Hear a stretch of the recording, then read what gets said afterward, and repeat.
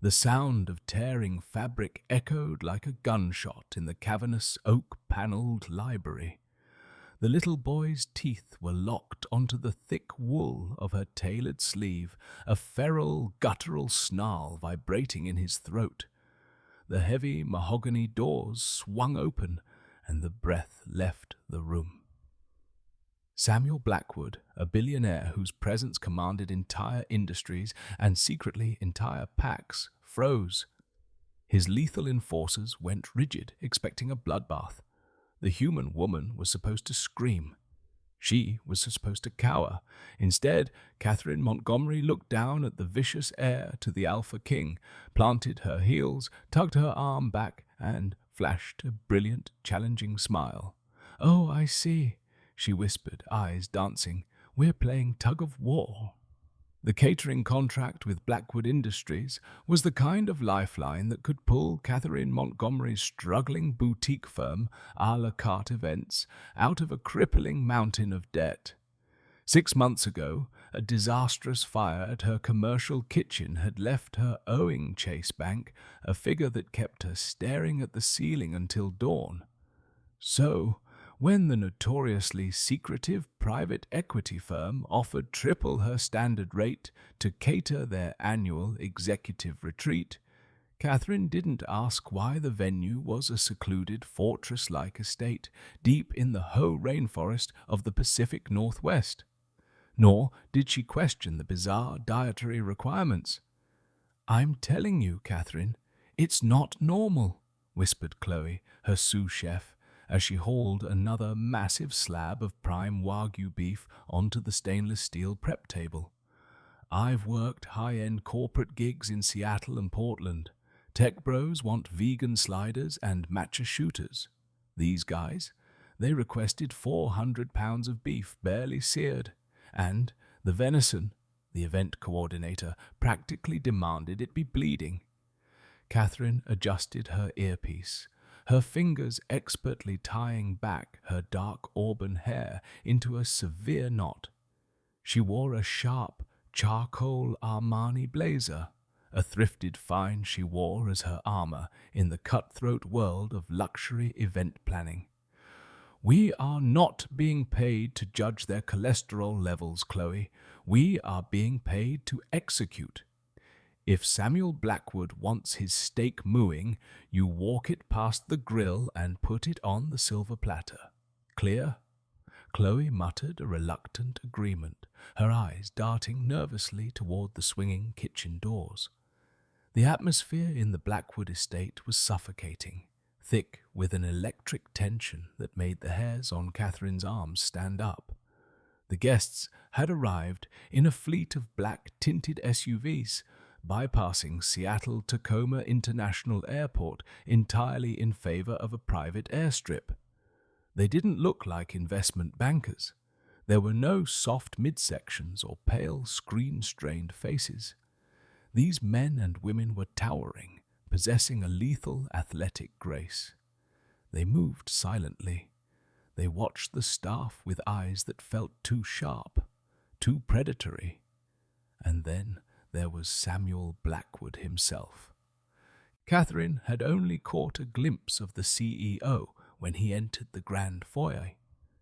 The air in the room seemed to drop 10 degrees the moment his custom Tom Ford shoes hit the marble floor.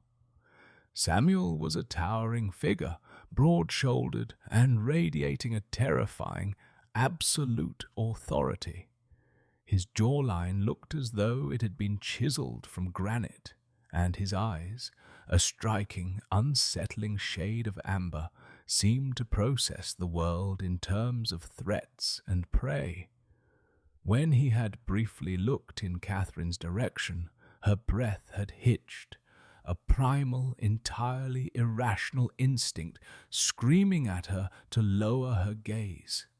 She had stubbornly kept her chin up, but her pulse had hammered against her ribs for an hour afterward. "Main course goes out in 20, Catherine announced, clapping her hands to break the kitchen's nervous spell. I need to do a final check on the VIP lounge in the West Wing. Do not burn the meat, Chloe. I mean it." Catherine grabbed her clipboard and slipped out the back of the kitchen, navigating the labyrinthine, dimly lit corridors of the estate. The architecture was overwhelmingly Gothic, featuring heavy tapestries, suits of antique armor, and the pervasive, earthy scent of pine, petrichor, and old wood. It felt less like a modern billionaire's retreat and more like the stronghold of an ancient warlord. She reached the heavy oak doors of the West Wing Library, designated as the private sanctuary for Samuel and his board of directors. Pushing the door open, she stepped into the dimly lit room to adjust the floral arrangements and ensure the crystal decanters of Macallan 25 were properly staged. She was alone. At least she thought she was. A low, vibrating sound broke the silence. Catherine paused, her hand hovering over a stem of white hydrangeas. It sounded like the rumble of a large dog, deep and warning. "Hello?" Catherine called out softly, her voice steady despite the sudden spike of adrenaline in her veins. "Is someone there?" From the shadows beneath the massive mahogany desk, a pair of eyes glowed.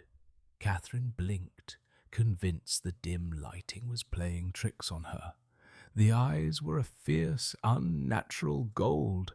A figure darted from under the desk with terrifying speed. It wasn't a dog. It was a little boy, perhaps 4 or 5 years old. His dark hair was a wild, untamed mop, and his clothes, expensive tailored children's wear, were rumpled. But it was his posture that froze Catherine in her tracks. He was crouched on all fours, his lips pulled back in a silent snarl, his chest heaving. "Hey there," Catherine said, keeping her voice incredibly soft. Dropping her clipboard onto a velvet armchair, she slowly crouched down to his level, ignoring the alarm bells ringing in her head. "Are you lost, sweetheart? Where are your parents?" The boy didn't answer. He lunged. The child closed the distance between them with a velocity that defied physics.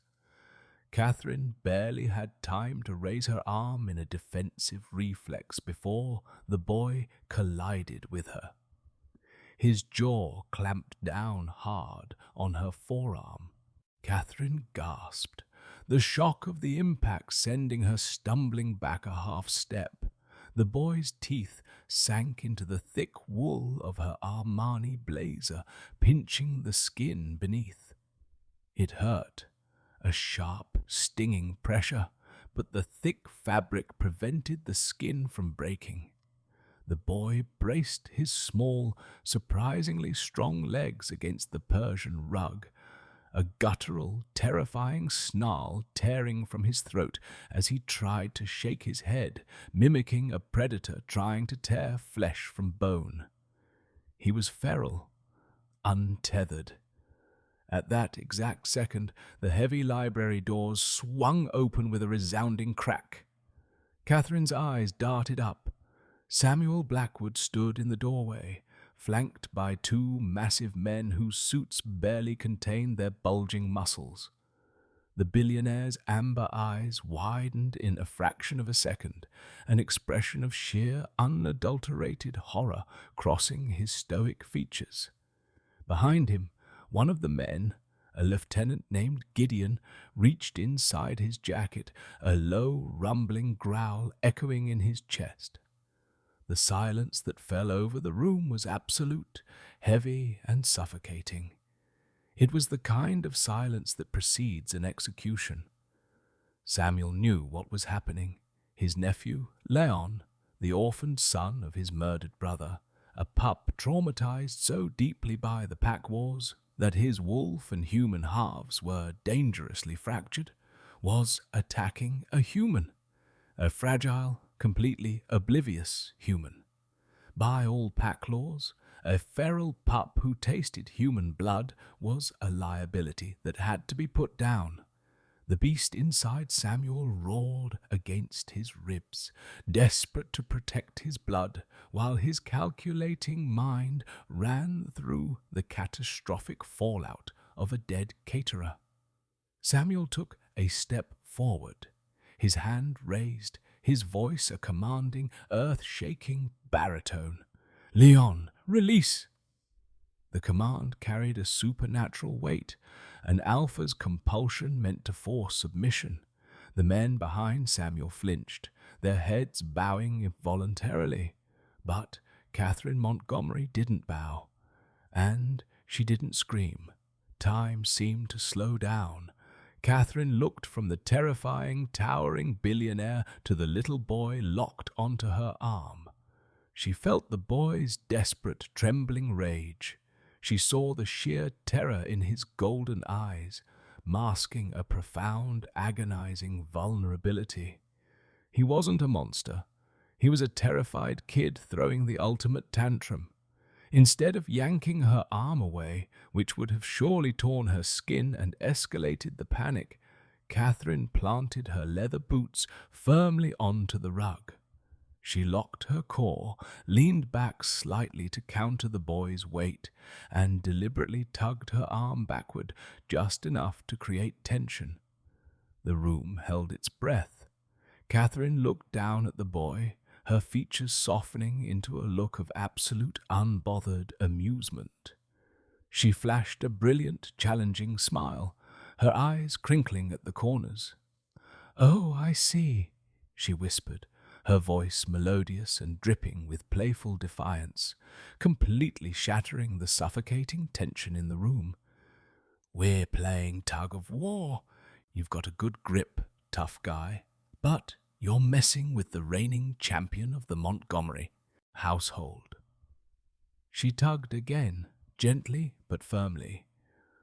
"Grrr," she offered, a soft, playful sound. Leon froze. The feral snarl died in his throat. His jaw remained clamped shut, but the aggression instantly melted into profound confusion. No human had ever reacted to him this way. They screamed, they ran, they smelled of sour, sickening fear. But this woman, she smelled like vanilla, roasting herbs, and an overwhelming, soothing calm. There was no fear in her scent. None at all. Catherine reached out with her free hand. Samuel flinched, instinctively stepping forward to intercept, terrified the human was about to strike the air. But Catherine merely ruffled the boy's wild, dark hair. "All right, buddy, you win," she said softly, relaxing her arm and leaning in closer, completely exposing her neck to the boy. "You've got the sleeve, but if you ruin this blazer, my accountant is going to have a heart attack. And then, who's going to make you chocolate lava cake for dessert?" Leon's amber eyes widened. Slowly, hesitantly, his jaw unlocked. He released the fabric, taking a tiny step back. He didn't run away. He just stood there, staring up at Catherine as if she were a creature from another dimension. Catherine calmly brushed off her sleeve, inspecting the damp indentations in the wool. "Well, it'll need dry cleaning," she murmured, before looking up to meet Samuel Blackwood's stunned gaze. "Mr. Blackwood, I apologize. I didn't realize the VIP lounge was doubling as a daycare today. Does the little guy have any allergies I should know about before I send up a dessert plate?" Samuel stood completely paralyzed. The ruthless alpha king, a man who negotiated billion-dollar acquisitions and ordered the executions of rogue wolves without blinking, was entirely at a loss for words. His eyes darted from Catherine's perfectly calm face to Leon, who had surprisingly shuffled closer to Catherine, his small hand instinctively reaching out to grasp the hem of her blazer, hiding behind her leg as he looked at his uncle. Gideon, standing behind Samuel, let out a breath he didn't realize he was holding. "Well, I'll be damned," the massive enforcer whispered. "Leave us." Samuel's voice was low, smooth, and laced with unquestionable authority. Gideon and the other guard immediately stepped out, pulling the heavy oak door shut behind them with a soft click. The massive library felt entirely too small now. Catherine stood her ground, her hand resting gently on the back of the velvet armchair. Leon was still pressed against her leg, his small fingers tightly clutching her fabric. Samuel walked slowly toward them. With every step, he seemed to swallow the light in the room. He was a man accustomed to dominating his environment through sheer physical presence. He stopped a few feet away, his gaze intensely focused on Catherine. "Who are you?" he demanded, his amber eyes searching her face, her neck, her posture. He was scenting the air, though Catherine merely thought he was taking a deep, angry breath.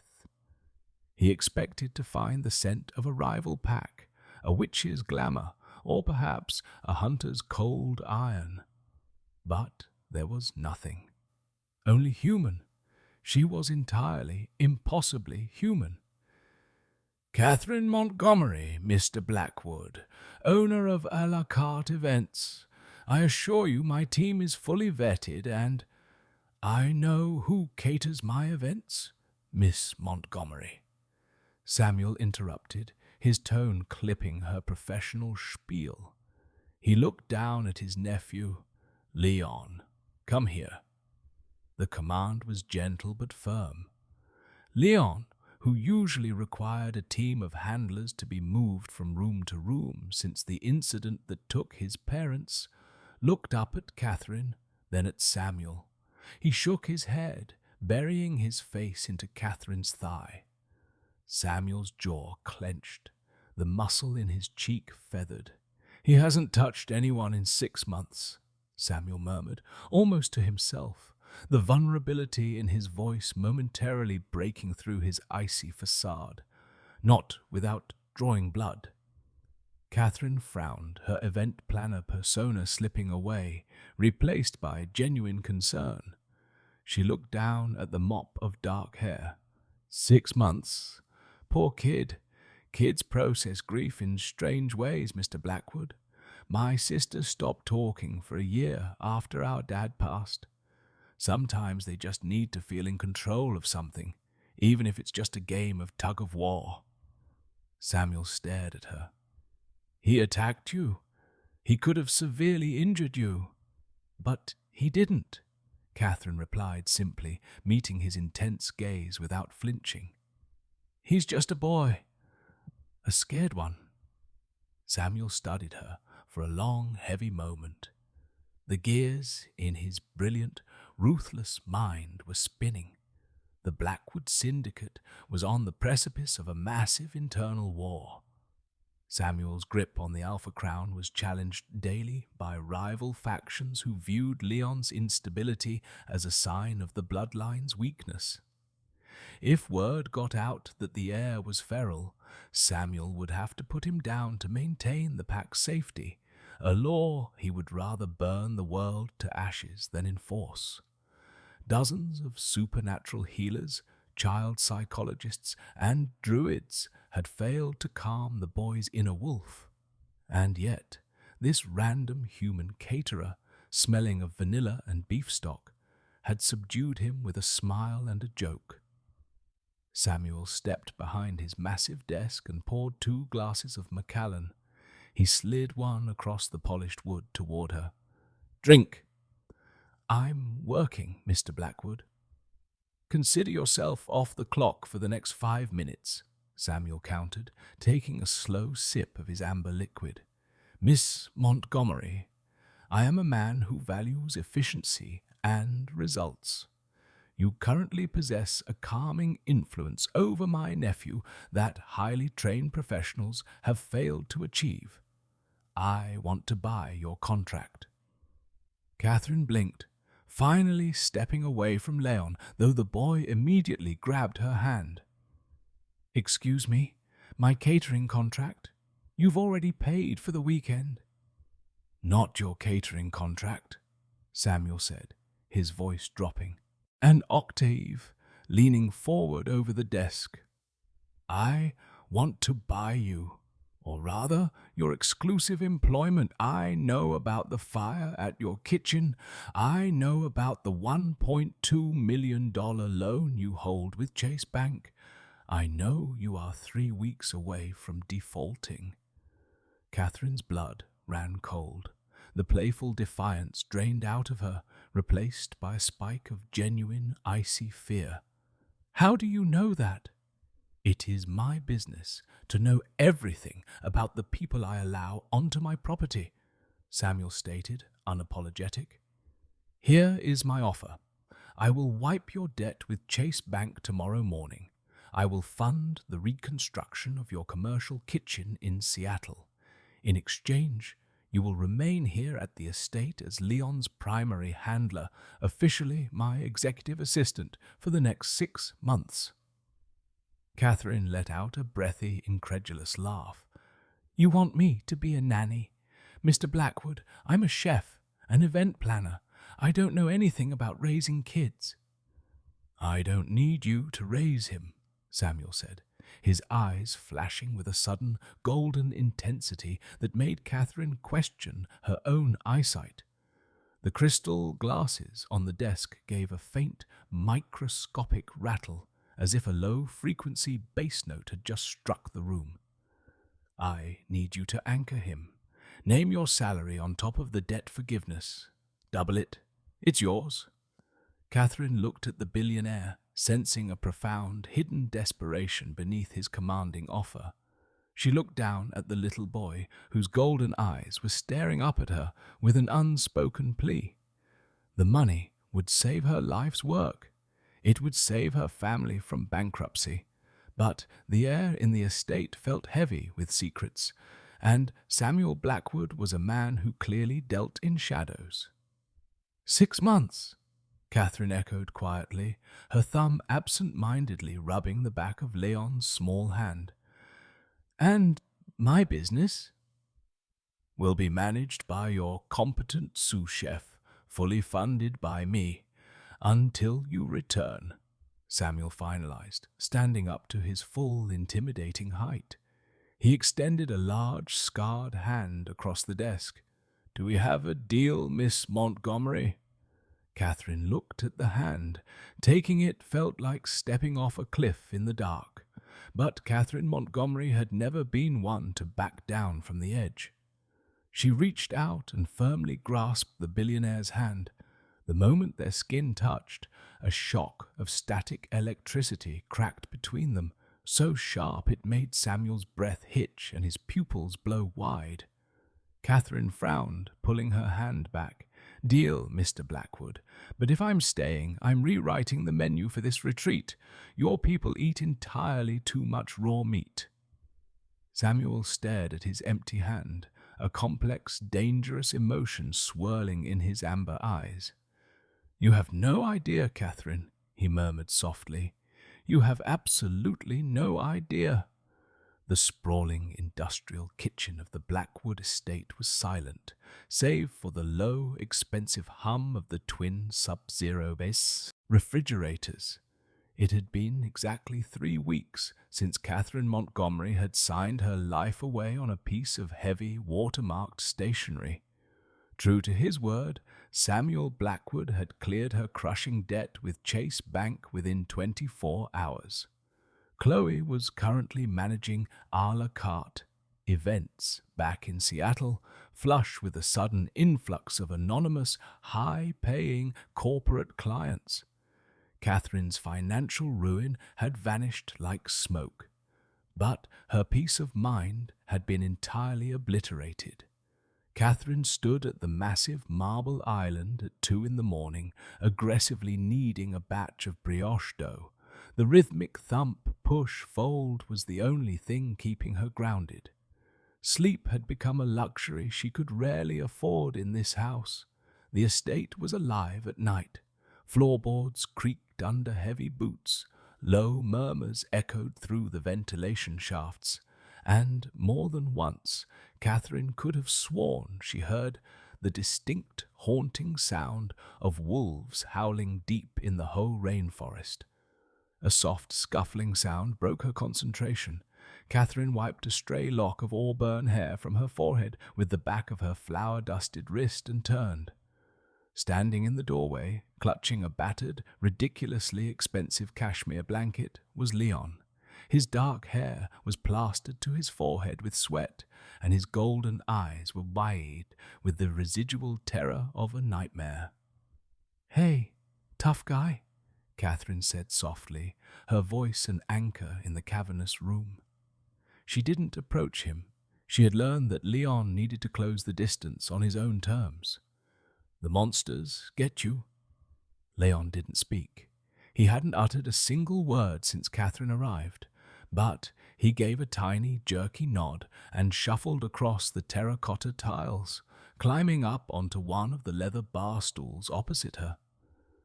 "Monsters are terrible neighbors," Catherine murmured, turning to the professional Viking range. She poured whole milk into a small saucepan, adding a heavy spoonful of local honey and a dash of cinnamon. "But they absolutely hate brioche. It's a scientific fact. Something about the butter content terrifies them." A faint ghost of a smile flickered across Leon's face. He rested his chin on the cold marble, watching her with an intense, unblinking focus. "Is that a fact, Miss Montgomery?" The deep, gravelly baritone sent a jolt of electricity straight down Catherine's spine. She nearly dropped the wooden spoon. Samuel Blackwood stepped out of the shadows of the pantry corridor, looking entirely too awake for 2 in the morning. He wore a simple black Henley that clung to the ridiculous breadth of his shoulders and dark sweatpants that hung low on his hips. Without the armor of his custom Tom Ford suits, he looked less like a billionaire CEO and more like a ruthless underground prizefighter. "It's a culinary secret, Mr. Blackwood," Catherine replied, forcing her heart rate to slow down as she poured the warmed milk into a ceramic mug. "But yes, highly effective." Samuel walked over to the island, his gaze completely bypassing his nephew to lock onto Catherine. The air between them instantly thickened, heavy with that same bizarre static charge she had felt the day they shook hands. It had been happening for weeks. Whenever Samuel entered a room, Catherine felt an undeniable magnetic pull, an invisible tether that made her acutely aware of his every breath, every micro-expression. It was maddening. "He had a night terror," Samuel said softly, finally looking down at Leon. The billionaire's hand hovered awkwardly over the boy's head, wanting to comfort him, but paralyzed by the fear of triggering another feral episode. Catherine saw the hesitation. She slid the mug of milk toward Leon, then casually bumped her hip against the counter. "Sit down, Samuel. You look like you're about to fire someone. It's bad for the dough's aura." Samuel's amber eyes snapped back to her, a spark of pure astonishment dancing in the golden depths.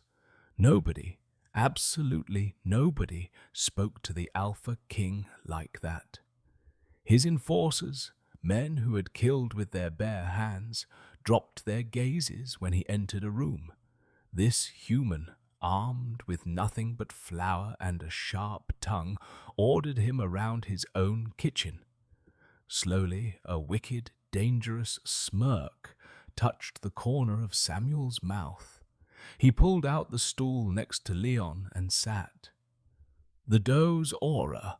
I'll be sure to note that for the board meeting tomorrow."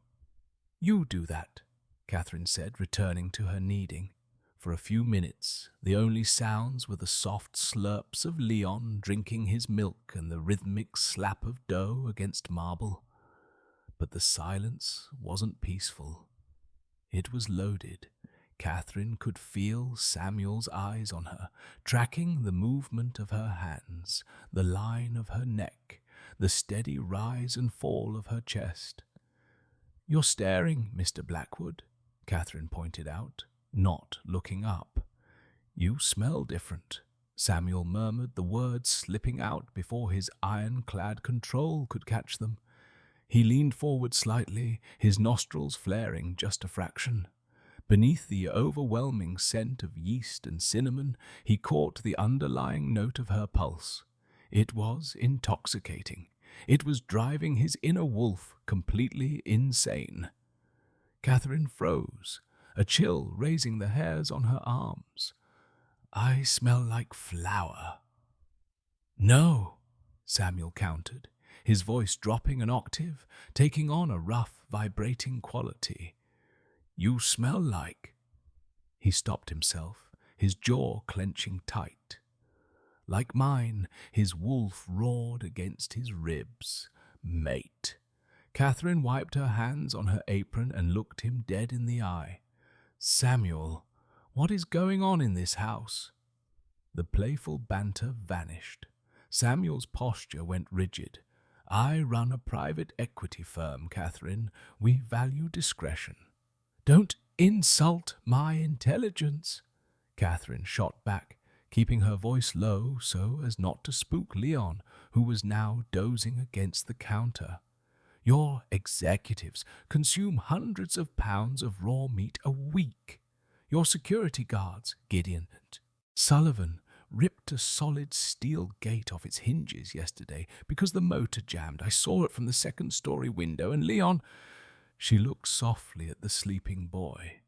"When he bit me, his eyes weren't just reflecting the light. They were glowing." Samuel didn't move a muscle. The sheer, predatory stillness of him was terrifying. "You have an active imagination." "I have 2 eyes and a functioning brain," Catherine retorted, stepping closer to the edge of the island, entirely unafraid. "I've catered for tech billionaires and cartel bosses. I know dangerous men, but you people aren't just dangerous. You're different.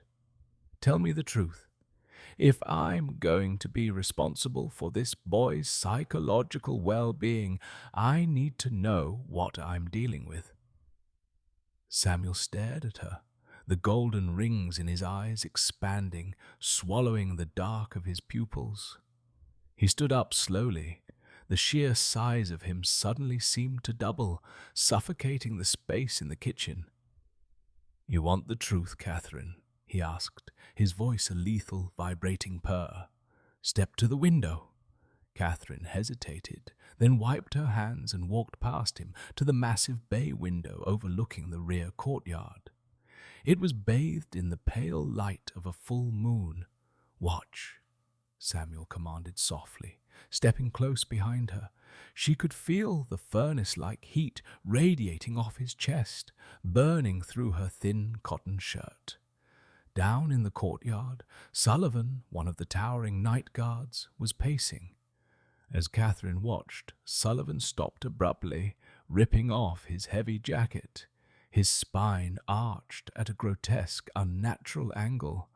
Catherine gasped, her hand flying to her mouth.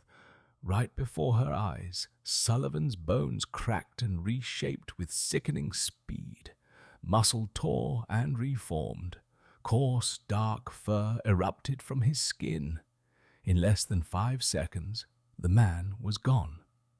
In his place stood a massive, terrifyingly muscular timber wolf, easily the size of a small horse. The beast shook out its dark coat, let out a huff of breath that plumed in the cold air, and bounded silently into the tree line. Catherine staggered back, colliding hard with Samuel's solid chest. His large hands instantly gripped her shoulders, steadying her. "We are lichens, Catherine," Samuel whispered, his mouth hovering just inches from her ear, the heat of his breath sending violent shivers down her neck. "Shapeshifters, wolves, whatever bedtime story name you prefer. My firm is a front for the Blackwood Syndicate, the largest pack in North America, and I am their alpha." He waited for the scream. He waited for the scent of blind, sour terror to flood the air. He braced his heart to watch the only woman who had ever tamed his nephew and awakened his deadened soul run for the hills. Catherine stood frozen against him. Her breathing was ragged, her heart hammering against her ribs like a trapped bird.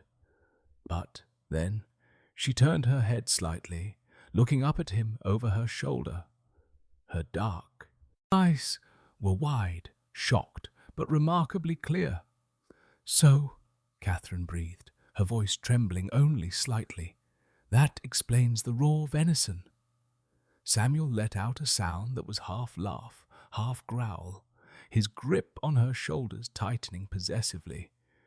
"That is your reaction? Dietary logistics?" "I'm an event planner, Samuel," Catherine said, turning round to face him fully, though she didn't step out of his personal space. "My job is to handle catastrophes, though I admit a house full of werewolves is a new one for the portfolio." She looked over at Leon, her expression softening into profound sorrow. "He's not just traumatized, is he? His wolf, it's broken." "His parents were murdered by a rogue faction," Samuel admitted, the pain in his voice raw and bleeding. "Leon was trapped under the debris for 2 days. He was locked in his shifted form. When we found him, his human mind had shattered. You are the only thing that has pulled him back to the surface. If the syndicate finds out he is unstable—" "They'll hurt him," Catherine finished, a fierce maternal protectiveness suddenly flaring in her chest, overriding any fear of the supernatural predators surrounding her. "Pack law dictates a feral pup is a liability," Samuel said grimly. "They will demand he be put down, and I will have to slaughter half my own board to prevent it." Catherine took a deep breath, her eyes locking onto Samuel's golden gaze. "Then we don't let them find out. We fix him."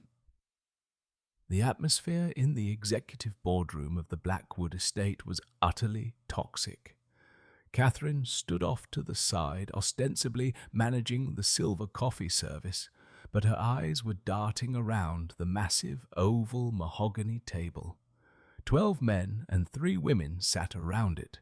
To the untrained eye, they were cutthroat venture capitalists in Brioni suits and Prada dresses. To Catherine, who had spent the last 3 weeks observing their microscopic tells, they were a pack of apex predators circling a wounded animal. Samuel sat at the head of the table, radiating a cold, lethal authority. He was wearing a charcoal 3-piece suit, his jaw locked tight, his amber eyes tracking every movement in the room. Beside his chair, sitting on a leather stool and clutching the hem of Catherine's spare apron, was Leon. The presence of the child and the human woman had infuriated the board. "We are discussing the acquisition of the Port Authority, Samuel," drawled Dominic Ashford. Ashford was a rival alpha from the eastern seaboard, a man with cold, dead eyes and a sneer that made Catherine's skin crawl. "This is not a daycare center, nor is it a place for Pets. Ashford threw a disgusted, dismissive glance at Catherine. A low rumble vibrated in Samuel's chest. A sound so deep it rattled the crystal water glasses on the table. Miss Montgomery is my executive assistant, Dominic, and Leon is my heir. They stay. If you have an issue with my command, you are welcome to step outside and challenge me for it. The room went dead silent. Challenging the Alpha King was a death sentence. Ashford held his hands up in mock surrender, a greasy smile on his face. No challenge, Samuel, just an observation. The boy looks fragile. Rumors are circulating. They say the pup hasn't shifted in 6 months. They say he's half feral. Rumors are spread by cowards who whisper in the dark. Samuel countered, his voice like cracking ice. Ashford chuckled darkly. He leaned forward, locking his gaze onto the little boy. Is that right? Let's see how strong the royal bloodline really is. Before anyone could react, Ashford violently snatched a heavy crystal ashtray off the table and hurled it directly at Leon's head. It was a test, a calculated, lethal ambush. If Leon was feral, his wolf would instantaneously take over to protect him. He would shift in the boardroom, proving his instability to the entire syndicate. If he didn't shift, the heavy crystal would crack his skull. Time fractured. Samuel roared, pushing away from the table, but the trajectory of the glass was too fast, the distance too short. But Ashford hadn't factored in the human.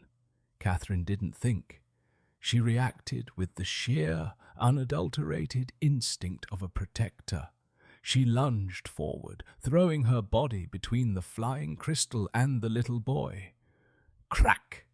The heavy glass slammed into Catherine's shoulder with sickening force. She cried out, the pain exploding down her arm as she collapsed to her knees, instinctively curling her body over Leon to shield him from the shattering shards. Total chaos erupted. A cacophony of snarls filled the room. The facade of the corporate boardroom shattered instantly. Several board members half-shifted, their eyes glowing, claws tearing through the sleeves of their expensive suits. "Catherine!" Samuel's voice was a sound torn straight from the depths of hell. It wasn't the shout of a man. It was the roar of a devastated beast. Samuel vaulted over the massive mahogany table, shattering the wood under his boots. He landed in front of Catherine and Leon, placing his massive body between them and the rest of the room. The Alpha King fully unleashed his aura. The pressure in the room dropped so violently that several windows blew outward, showering the courtyard in glass. A wave of pure, suffocating dominance rolled off Samuel. It was a physical weight, forcing every single lichen in the room to their knees. Ashford gasped, clutching his throat as he was slammed into the floor by the invisible, crushing gravity of Samuel's wrath. Samuel didn't even look at them. He dropped to his knees next to Catherine, his hands trembling, actually trembling, as he gently pulled her back. "Catherine, Catherine, look at me," Samuel pleaded, his amber eyes burning with a panicked, frantic light. Catherine winced, clutching her shoulder. Her blazer was torn and blood was seeping through the white silk of her blouse. "I'm okay," she gasped, her face pale. She looked down. "Leon, is he—" Leon was completely unharmed. He was staring up at Catherine, his golden eyes wide with shock. For the first time in 6 months, a tear slipped down the little boy's cheek. He reached out with a trembling hand and gently touched Catherine's uninjured arm. "Catherine," he whispered, his voice raspy from disuse. Samuel froze. The entire room, despite being pinned to the floor by the Alpha's command, went dead silent. The feral pup had spoken. The human had grounded him. Samuel looked from his nephew to the bleeding woman in his arms. The scent of her blood hit his senses, but it didn't ignite his predatory instinct. It ignited an ancient, overwhelming possessiveness that fundamentally rewired his soul. He looked up at the grovelling form of Dominic Ashford. Samuel's eyes were no longer amber. They were a terrifying, glowing crimson, the mark of a true, unhinged alpha king defending his chosen mate. "Gideon," Samuel commanded, his voice echoing with supernatural power. The massive enforcer, struggling against the sheer weight of Samuel's aura, managed to bow his head. "Yes, Alpha." "Take Ashford to the holding cells," Samuel ordered, gently scooping Catherine into his arms as easily as if she weighed nothing at all. He held her tight against his chest, completely ignoring the stunned gasps of the board members. "If he bleeds to death before I get down there to rip his throat out myself, I will hold you responsible."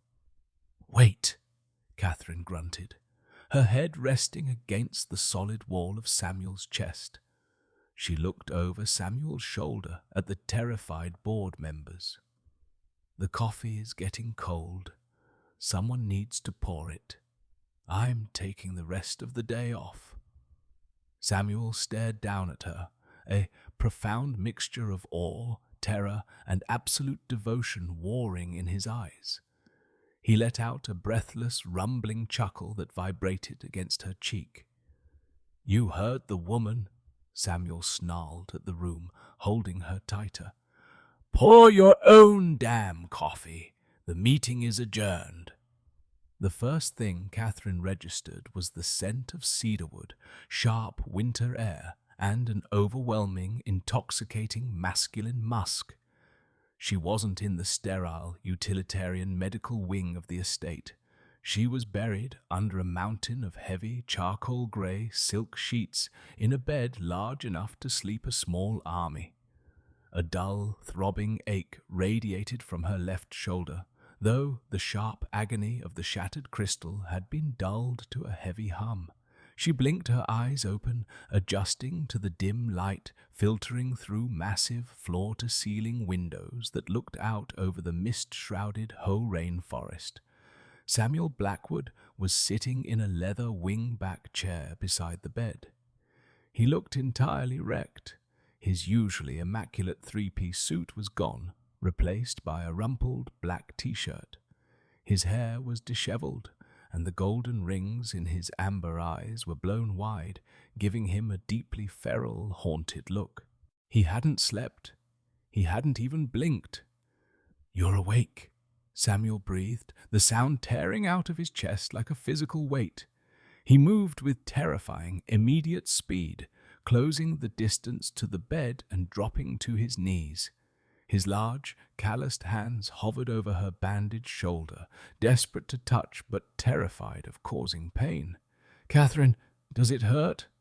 The pack physician administered a localized nerve block based on Harborview Medical Center's trauma protocols, but human physiology is— "Samuel," Catherine interrupted softly, her voice raspy. She reached out with her good right hand and grabbed his wrist. His pulse was hammering against her palm like a war drum. "I'm fine. It's just a cracked collarbone and some stitches. I've had worse burns from a deep fryer." Samuel let out a shuddering breath, pressing his forehead against the mattress near her hip. The Alpha King, a man who commanded billions and ordered executions without a second thought, was completely undone. "He threw it at Leon, but it hit you. You bled for my bloodline, Catherine. Do you have any idea what that means to a lichen?" "It means I have good reflexes and terrible luck with glassware," Catherine tried to joke, though the intensity rolling off Samuel was making her heart race. Samuel lifted his head, his golden eyes locking onto hers. The air in the room thickened, crackling with that familiar heavy static. "It means," he growled softly, "that my wolf has recognized you. When I smelled your blood in that boardroom, the only thing that kept me from slaughtering every single member of the syndicate was the need to get you safe. You are mine, Catherine, and I will burn this entire estate to ashes before I let anyone hurt you again." Catherine swallowed hard, the sheer magnitude of his confession washing over her. She didn't feel fear. She felt an undeniable magnetic pull, a deep, resonant echo in her own chest that answered his claim. But before she could respond, a soft knock echoed from the heavy oak door. Gideon stepped inside, his massive frame practically filling the doorway. He bowed his head deeply, exposing his neck to Samuel, a gesture of absolute submission. "Alpha, forgive the intrusion. Dr. Croft is here with the pup's evening supplements, and Leon refuses to take them unless Catherine is awake." Catherine frowned, struggling to push herself up against the plush headboard. "Supplements? The ones he takes for the night terrors?" "Yes," Samuel said, his jaw tightening as he stood up, instantly regaining his commanding, lethal posture. "Dr. Croft has been administering a specialized herbal blend to soothe Leon's fractured nervous system. It's the only thing that keeps the nightmares manageable." A cold, sharp prickle of intuition danced down Catherine's spine. She was a chef. She had spent a decade studying botanicals, flavor profiles, and organic chemistry to perfect her craft. "Bring me the bottle, Gideon." Samuel looked at her, confused, but nodded. She dashed to his enforcer. Gideon stepped out and returned a moment later, holding a small amber glass apothecary vial. He handed it to Catherine. Catherine unscrewed the dropper, bringing the dark liquid to her nose. She closed her eyes, separating the layers of scent. "Chamomile," she murmured, "valerian root, lemon balm, heavy on the honey to mask the bitterness." She took a deeper breath, her brow furrowing deeply. Beneath the cloying sweetness, there was an earthy, almost metallic tang, a scent that made her own human skin crawl.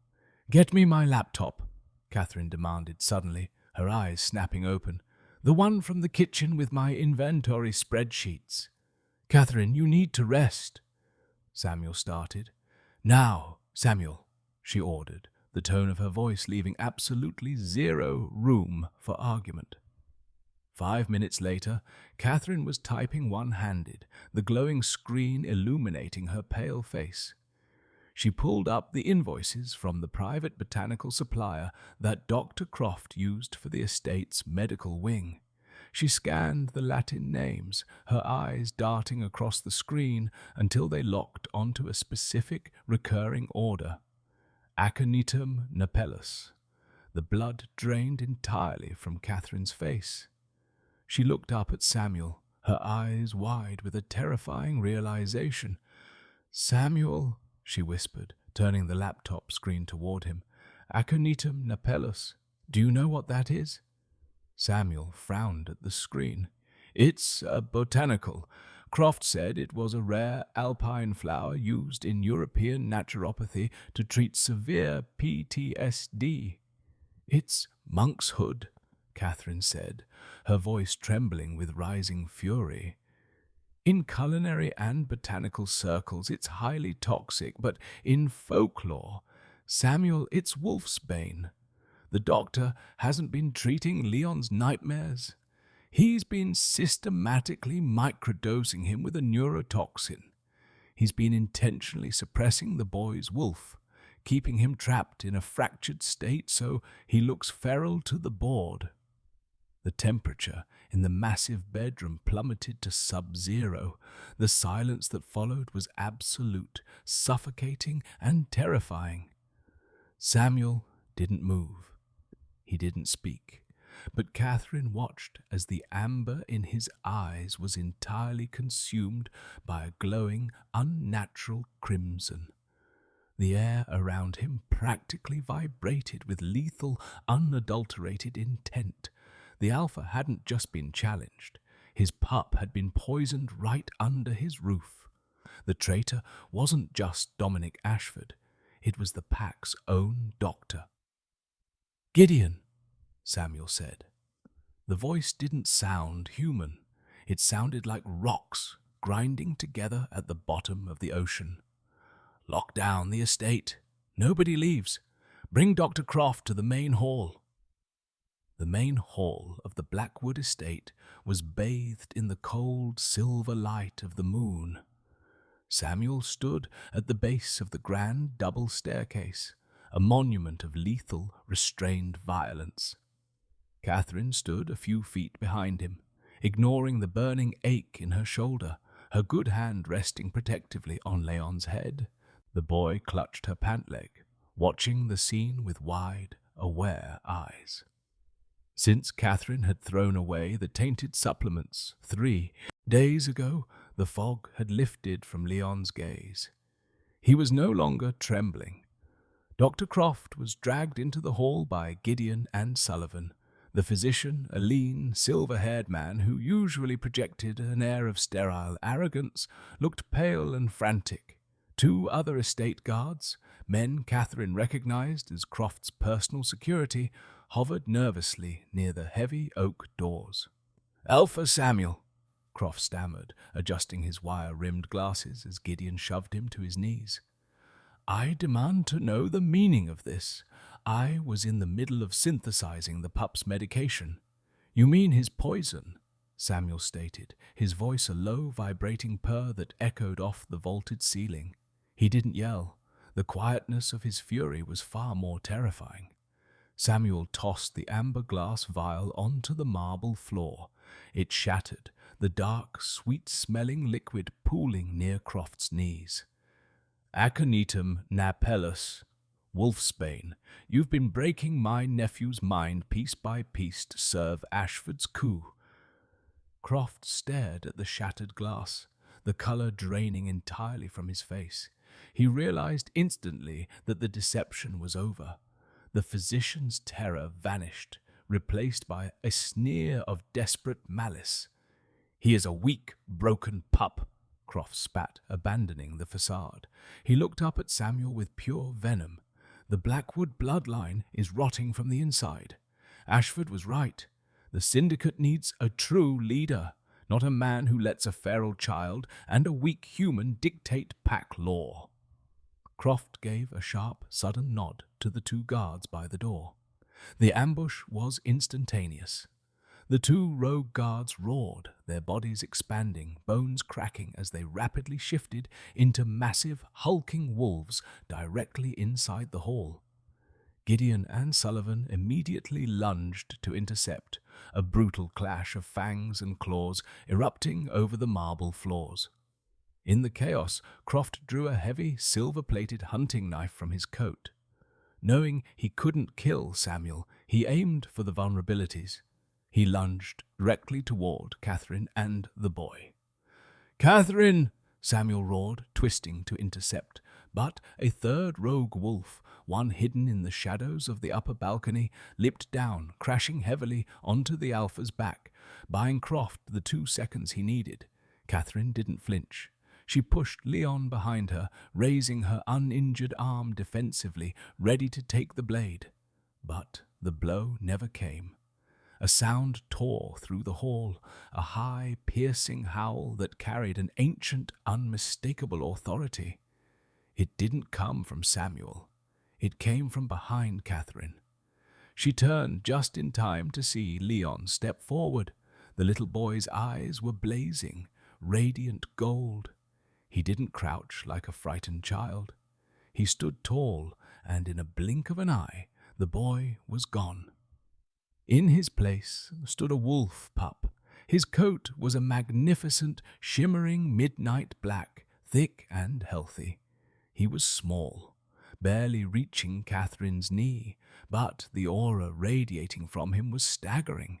It was the pure, undiluted gravity of the Alpha King's bloodline. Leon lunged, his jaws snapping shut around Dr. Croft's wrist with bone-crushing force. The physician screamed, dropping the silver knife as the pup hauled him backward with terrifying strength. The shock of the shift, the absolute proof that the heir was not feral but whole and powerful, froze the rogue wolves in their tracks. That hesitation was all Samuel needed. The alpha threw off his attacker, his eyes glowing absolute crimson. He moved faster than Catherine could track, grabbing the rogue by the throat and slamming him into the stone pillar with a sickening crunch. Samuel then stalked toward Croft, who was sobbing on the floor, clutching his mangled wrist while Leon stood guard over him, teeth bared in a perfect controlled snarl. "The bloodline," Samuel whispered, standing over the traitor, "is perfectly fine."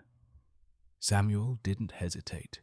He finished the traitor quickly, a swift, brutal execution of pack justice that left the hall in stunned, heavy silence. The remaining rogues immediately dropped their bellies, whimpering in complete submission. Samuel ignored them. He turned, his chest heaving, his hands stained. He looked at Leon, the magnificent black pup who trotted over to Catherine and affectionately nudged her uninjured hand with his wet nose. Then Samuel closed the distance to Catherine. He didn't care about the blood, the board, or the syndicate. He framed her face with his large hands, his thumb gently brushing her cheek. He lowered his head, pressing his forehead against hers, breathing in the scent of vanilla, iron, and absolute courage. "My mate," Samuel declared, his voice ringing out clearly across the quiet hall, echoing into the bones of every lichen present. "My queen," Catherine looked up into his golden eyes, feeling the tether between them pull tight, anchoring her completely. She smiled, stepping closer into his heat. "Does this mean I get to redo the entire menu?" Samuel let out a rough, breathless laugh, kissing her deeply, sealing his claim beneath the light of the moon. 6 months later, the Blackwood estate was transformed. The suffocating Gothic gloom had been replaced by the rich, warm scents of braised short ribs, fresh rosemary, and baking bread. Catherine Montgomery stood at the helm of her massive, newly renovated commercial kitchen, effortlessly directing her staff as they prepared for the syndicate's annual gala.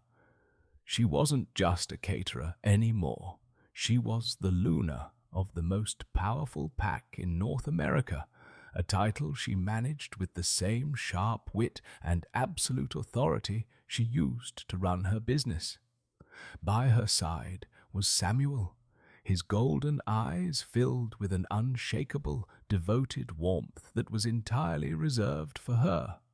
Outside in the sunlit courtyard, a magnificent black wolf pup playfully chased a butterfly. His human mind and wolf spirit perfectly, beautifully healed. Catherine had walked into a den of monsters with a clipboard and a whisk, and, against all odds, she had built a home.